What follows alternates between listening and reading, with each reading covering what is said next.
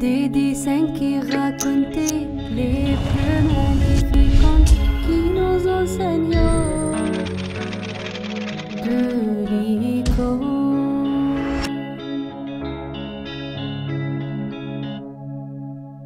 Notre conte pour aujourd'hui va nous parler de Saint Kyriakos et sa mère Sainte Juliette.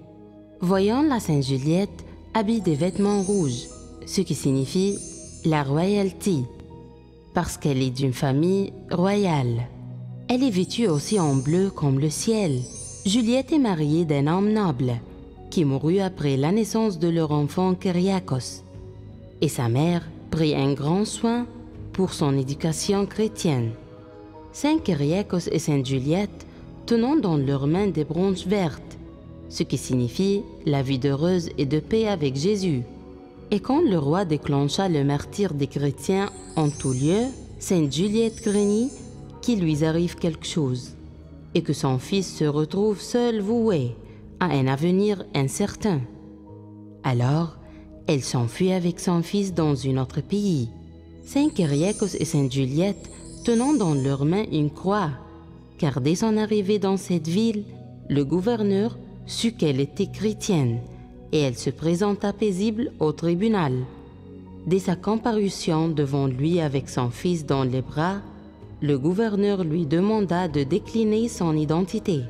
Courageusement, elle lui répondit « Je suis chrétienne ». Saint Kyriakos aussi répétait sans cesse « Je suis chrétien ». Indigné, le gouverneur jeta l'enfant sur les degrés du tribunal. Sa tête se brisa et il rendit l'âme. Ainsi, elle reçut la couronne du martyr, alors qu'il n'avait que 3 ans. Sainte Juliette se réjouit que son fils soit martyr, et le gouverneur poursuivit sa torture et finalement la fit décapiter. Et elle reçut aussi la couronne du martyr.